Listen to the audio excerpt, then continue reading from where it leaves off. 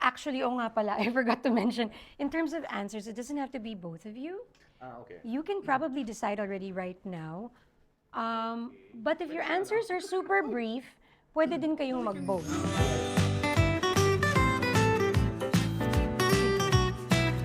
Conversational lang talaga. Yeah, for sure, for sure.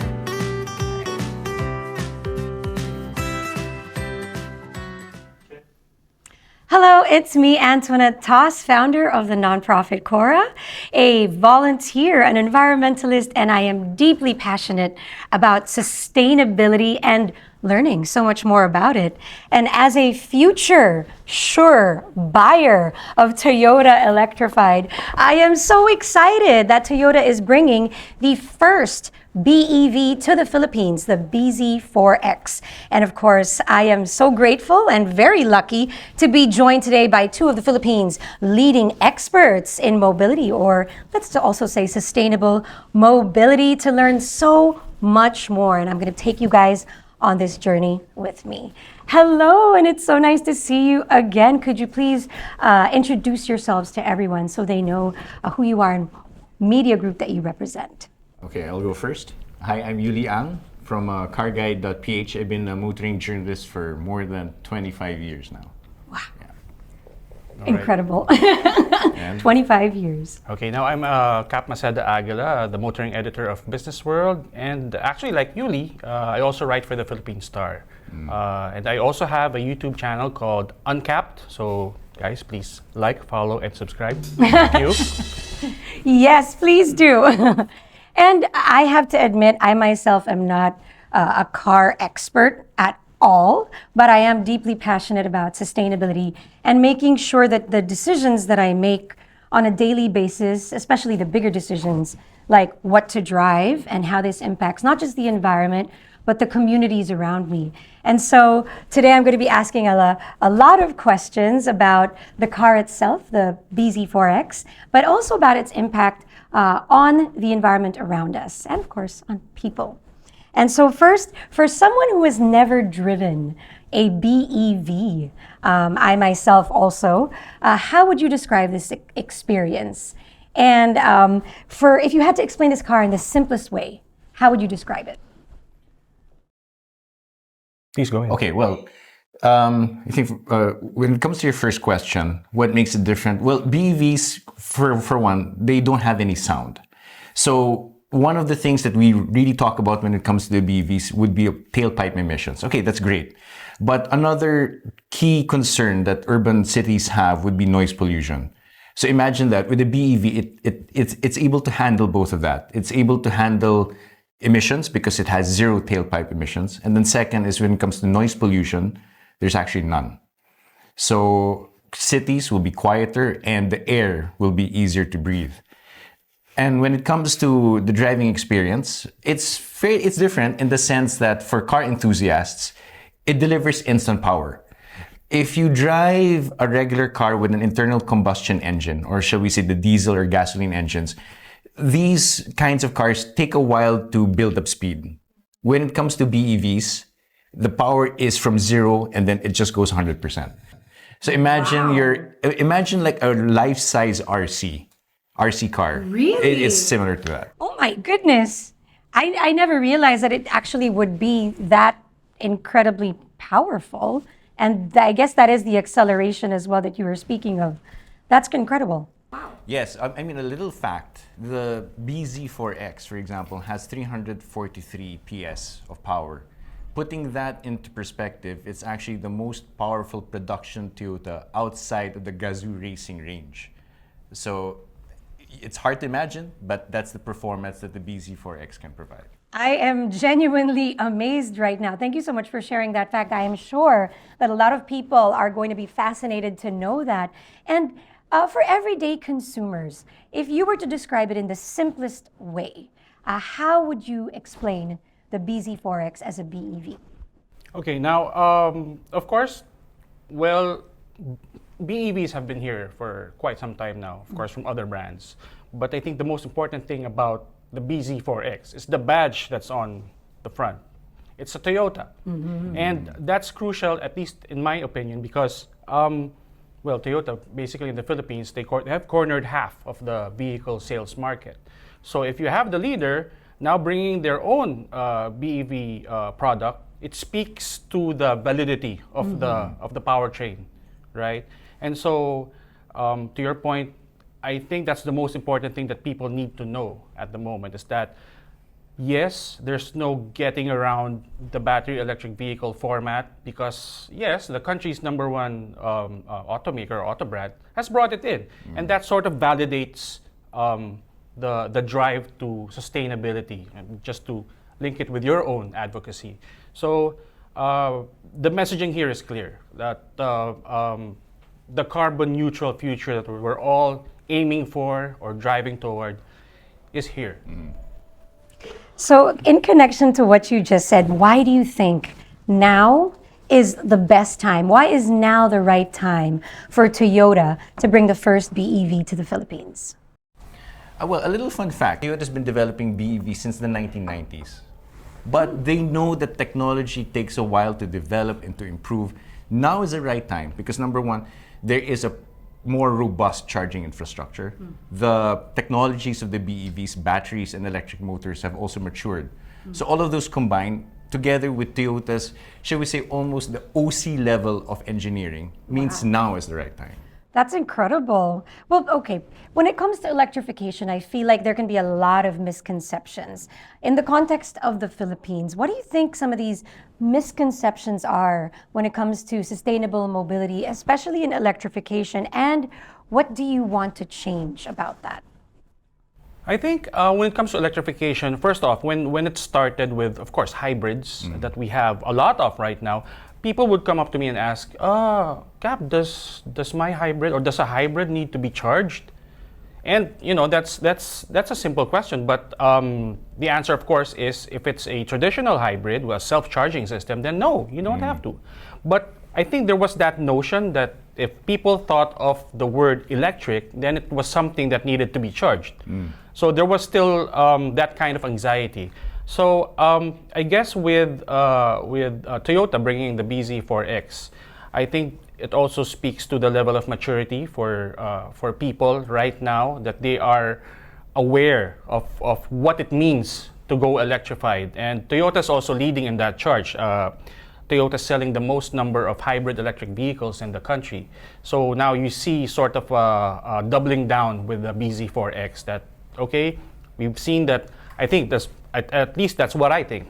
Toyota's now seeing that level of maturity when it comes to electric vehicles. Okay, people have embraced the hybrid format, and we think that they will be ready to take that next step toward full electric vehicles, which is, of course, the bZ4X. It's so wonderful to know that Toyota is really anticipating, making sure that they are leading in this multi-pathway approach, especially when it comes to carbon neutrality or going beyond it itself.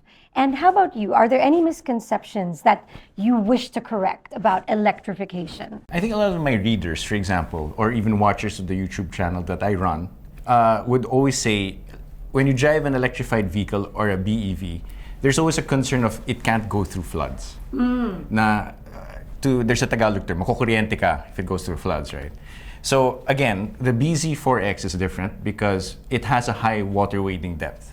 I think it's one of the highest in the segments, 500 mm. Oh my gosh. So imagine that. You can go through half a meter of floods and shouldn't be a problem, right? And I mean, it's sad to know that we have to prepare for these things. Yeah. It's sad to think of that, but that was really a question that I was going to ask. And so beyond floods, is there anything else you can add to the context of how this actually benefits the current Filipino lifestyle, or actually even the challenges we're facing? I think the challenge that we're facing is we've seen it. I mean, climate change. Yes. We've seen it. The storms that we have are getting worse. The flooding is also getting worse. One afternoon is enough to flood the metro, for example. So we all have to do our part. And I think one of the ways we can do our part is the way in the choices that the choices in the cars that we make, right? So one of them is going electrified. The beauty with Toyota is that if you're ready to go with hybrid, they provide the widest hybrid lineup here in the country. If you're ready to go pure electric, then there's always the bZ4X. So I feel like when it comes to electric vehicles, a common question usually is, how far can this really take me? So could you tell us a little bit more about the range of the bZ4X? Well, Toyota has released a figure of 570 kilometers between charging sessions. So that's quite a distance, and that would be expressed in perhaps Filipino references. That would be a trip to Baguio. Yeah, a trip to Baguio and back. And back. And you still have charge left over. Yeah. And okay, so for people who are saying that that's just a theoretical figure, so we were able to drive the bZ4X. In our experience, we achieved about a figure of 6.89 kilometers per kilowatt. So, okay, that sounds also scientific, right? But Yes, it does. but if you multiply it by the battery's capacity, you're close to about more than 500. So imagine that, more than 500 kilometers of range. And we drove it from North EDSA to Clark. So that's about, what, maybe 50-ish kilometers? More, actually, more. Closer to 100, actually. There you go. Yeah.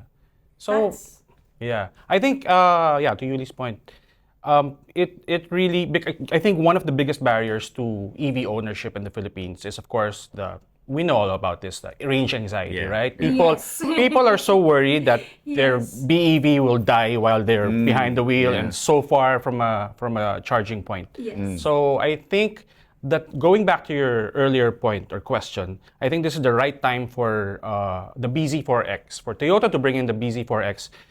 Also because we were told that it's actually an updated model. Yes. And when we say updated, the battery, that includes the battery. So hence the 570 kilometer range.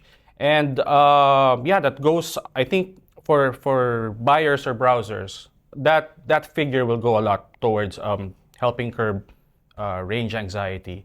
So you now have a compelling, not just a compelling product, but one that ticks the right boxes if you're looking for a BEV. Yeah. Plus, you have to ask yourself, I mean, how much of the time do you actually travel 500 kilometers in one go? I was going to say, I don't go to Baguio all the time. And you don't do it like you go to Baguio up and then go down on the same day. Yes. So normally you do overnight. So, I mean, that is precisely the point. It's great that you have this sort of range, but you always have to ask yourself, does it fit your lifestyle? So for the typical Filipino who spends their time about 90% in the city or maybe more, your travel is probably, 40 kilometers at most. So you have charge that's good enough for a week. So you can just charge it up on a Saturday or a Sunday and you're ready to go on a Monday. Work, home, school, passions, anything else, and it's usually within your community. And of course, this brings sustainable impact to every community that it's actually driven. And in connection with the range, the next question would really be, what is charging like? So how accessible is charging now? And what is Toyota doing to help expand access to charging electrified vehicles in the Philippines? Okay, I'll take this one first, and then you can take the Toyota part. Okay, so with regard to the, of course, we talked about the range, right?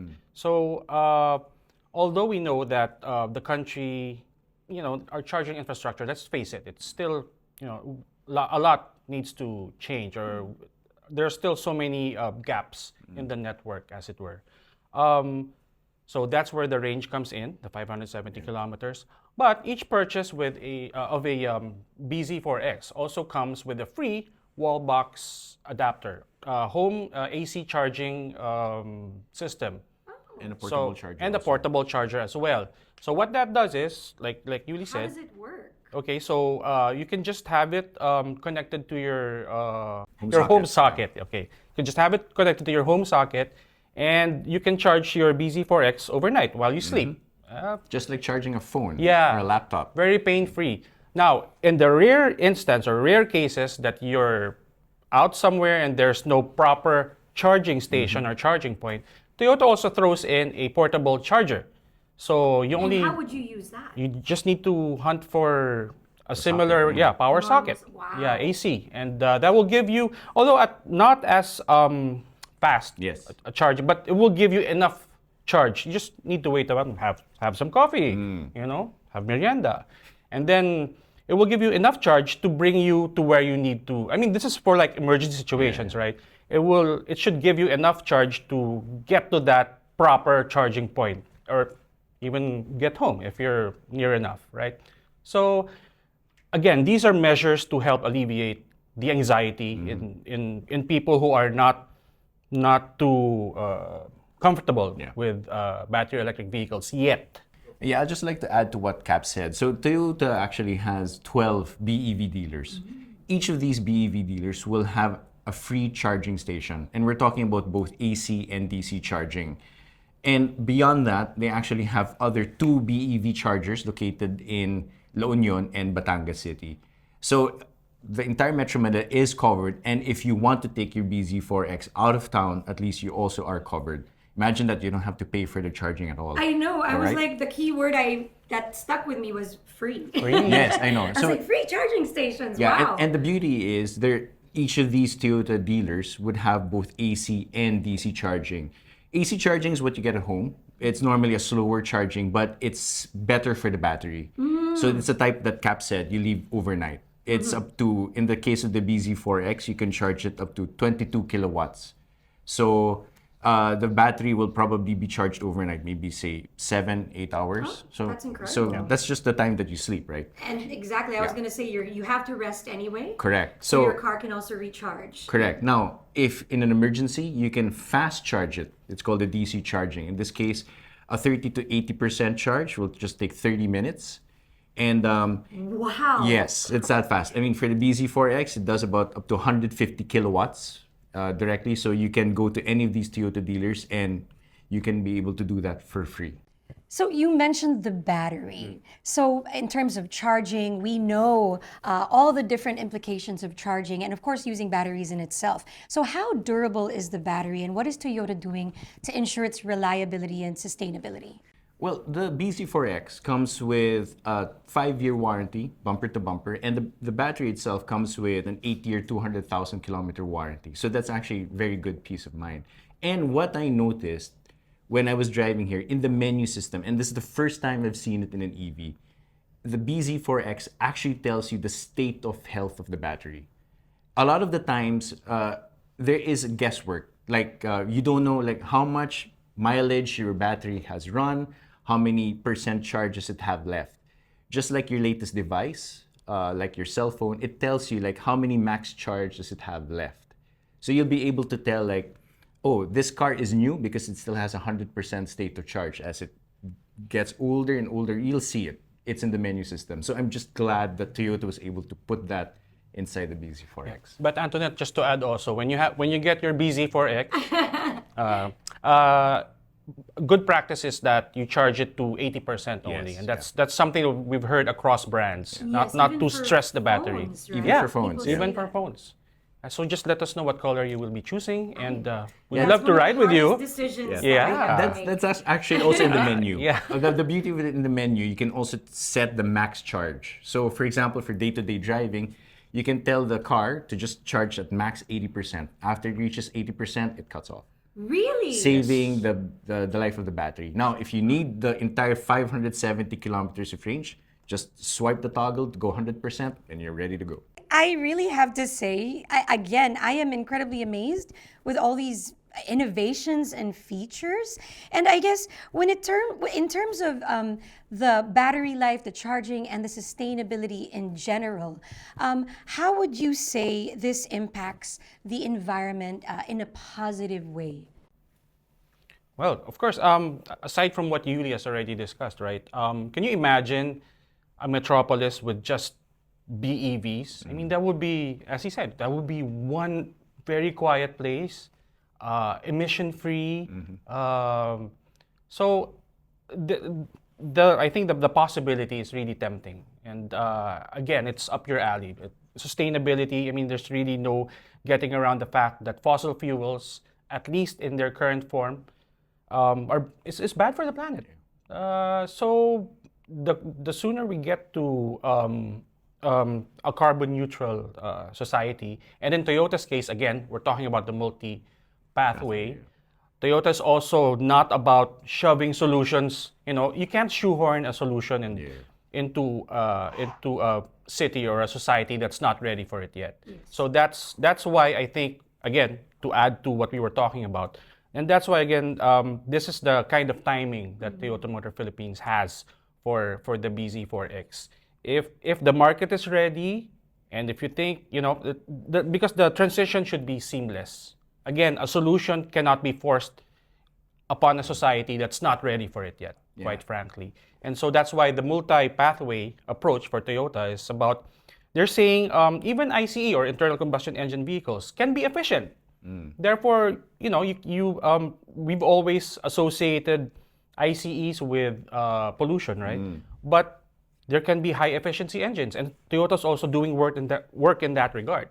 And so from your ICEs, from your plug-in hybrids to your hybrids, and of course, electric vehicles, if all of these are geared towards the same thing, which is carbon neutrality, then it can work. And with the least amount of disruption in our lives. Yeah, I'd just like to add to that. So, okay, so you're into the sustainability thing. So, okay, a lot of people are probably thinking, okay, I own a battery electric vehicle. So what's going to happen after I decide to like sell it or dispose of it, right?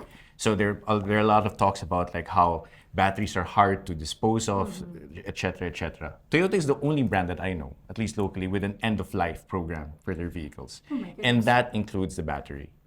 So at least we're thinking that it's zero guilt because the cars will be recycled properly, and there's no effect, or that minimizes the effect on the environment. This makes my heart very, very, very happy to know that it's not just how it's actually run, how it operates, but actually how it will impact the planet at its end of life. How do you see Toyota's multi-pathway approach also impacting TMP's goals towards carbon neutrality? Well, I think TMP, as the local distributor of Toyota vehicles, of course, they're aligned with the aforementioned multi-pathway. We've been hearing this for a while, and Uly and I were in Japan with Toyota, and the messaging has always been consistent. Yeah. Okay, that number one, it's mobility for all. And when we say mobility for all, that includes all sectors of society and whatever solutions they need or can afford at a given time. And then number two, of course, again, is carbon is the enemy. That's another one of the key messages. There is no one powertrain that is bad or evil. I think also, if I may add, as Uly has also mentioned, Toyota's gotten a lot of flack in the past from journalists and even other brands because they were thinking that Toyota, hey, why doesn't Toyota espouse a fully electric program, or why shouldn't the vision be towards battery electric vehicles right away? And now, as they so thoroughly presented in Tokyo for us and other members of the media, we see the world now taking a step back, or the industry taking a step back from those initial days because of the challenges that they see in applying a single battery electric vehicle solution for all the territories they're at. And battery electric vehicles also have their own sort of niggling problems or issues. And so therefore, I guess the thing is, Toyota was, again, right in being able to discern what the right timing would be for in this case, the bZ4X. So I guess you don't get to be number one by accident, right? I mean, they must be doing something right, or thinking about something, right? Yeah, just picking up on what Cap said. I mean, that is what the multi-pathway approach is. It's not just one solution that is fit for everyone in the world. You have to understand that technology, infrastructure, it all has varying, shall we say, adoption rates all over the world. Europe, for example, may be ready for a fully electrified future or present, but areas like Southeast Asia and the Philippines, where infrastructure is still in its infancy, maybe a fully electric is not the solution just yet, but it may be a solution to some. The beauty with it is when Toyota said carbon is the enemy, they say that it's not just tailpipe emissions, but it's also on the conservation of natural resources. For example, when Toyota said, okay, when other brands say, why doesn't Toyota just develop BEVs? But Toyota counters that by adopting a hybrid approach for some markets, they're able to electrify, shall we say, 70 to 90 cars versus one fully battery electric vehicle. For some markets, that makes sense because you're able to drop the CO2 emissions much higher than just adopting one BEV. And at the same time, you're able to conserve natural resources. So you're able to electrify more vehicles but while conserving the limited resources that we have. Now, for some markets or for some people, at least now Toyota is also offering a fully electrified solution if they think that their lifestyle already will fit into that. How do you feel this supports the Filipino lifestyle, from families to individuals, having a bZ4X, having a BEV? What does it offer in terms of comfort, space, drivability, lifestyle, and again, the challenges that we are currently facing as a nation? Well, I think for people who are let's go for the most basic. If they're for enthusiasts who are after power, again, the bZ4X provides you that 343 PS. Yeah. For families that want comfort, it has no sound, no emissions. So Sleeping babies.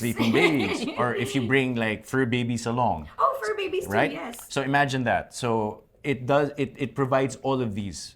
And at the same time, because it's a Toyota, you know for a fact that it's built with what they call the QDR, which is quality, durability, and reliability. That means that these cars are engineered for the long run. They're not just here for like 1 year and then you dispose of them. They're here for the long run, maybe 10 years, even more. I think what the bZ4X does actually is to sort of lower the price of admission for electric vehicles as far as Toyota is concerned. Toyota's luxury brand, Lexus, already introduced the Lexus RZ in 2023. That's also another battery electric vehicle. But I remember asking a couple of executives that time if we would see during that time the bZ4X soon, and they said that they were still looking at perhaps the reception of the market. And of course, we know that early adopters tend to be the more affluent among us, or the car buyers that are looking at a much higher price point. So I guess with the addition of the bZ4X, then the answer is, okay, now Toyota does see that we are ready for it. And perhaps also to relate it to a recent release, Toyota also lowered the price of admission for hybrids with the release of the Toyota Ativ. So that effectively is now the lowest price hybrid vehicle in the Toyota lineup. So now you can see sort of things coming together as far as the electrified domain goes for Toyota. First you have the Ativ, and now you have the bZ4X. And that speaks also of to the level of trust, probably, of Toyota in the market, that yes, like I said, Filipinos appear to be ready for battery electric vehicles. And if they're not quite ready, then let's give them all the reason that to allay their fears via the aforementioned range, all the charging solutions that they have, and I think these are good days for the Philippines, for car browsers like you. Most definitely. Yeah. Again, I really appreciate the time that you spent and the expertise that you shared. Again, I mentioned you didn't have to convince me, but I am even more amazed, inspired, excited, and really, really looking forward to transitioning into sustainable mobility and going electrified. One last question for each of you, and this can be something really quick, a quick fire question.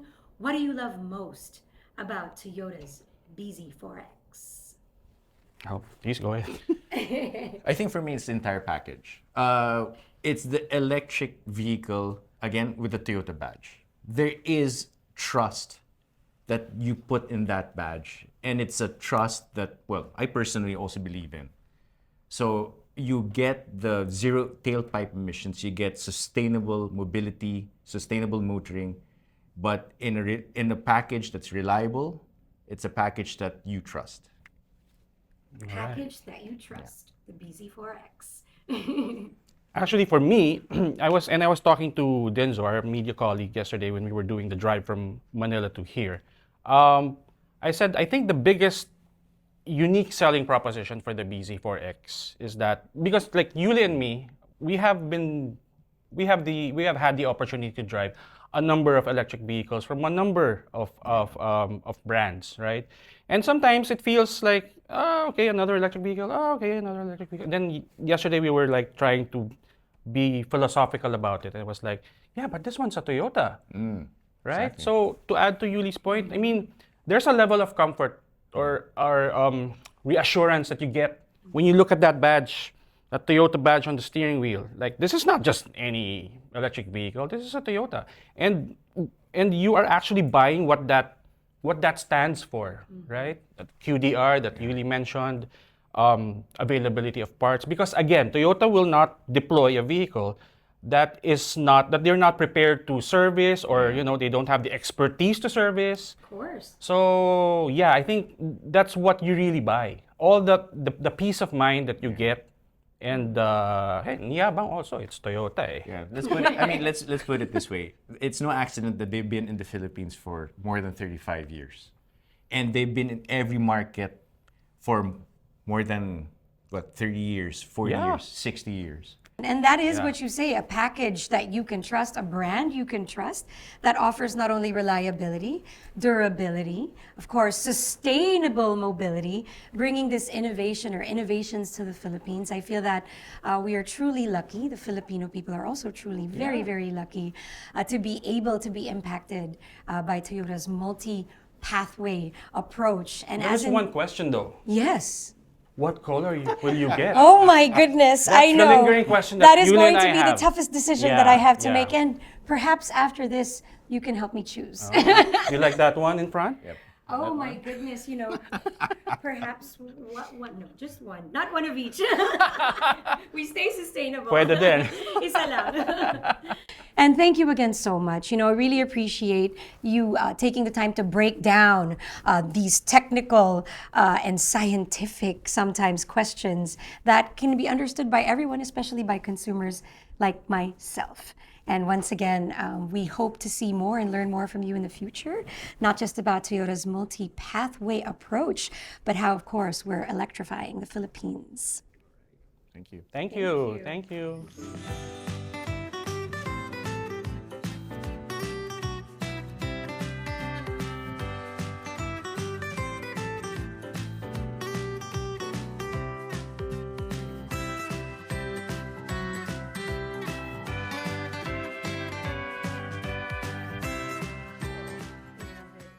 Maglo-launch na tayo ng natin. Podcast. Sustainable Mobility Podcast. Oh. Oy! Oy. No. Tingnan mo yung mukha ni Mixie, oh. Nabuhay. Every time may bagong lalabas na. In this episode of Our-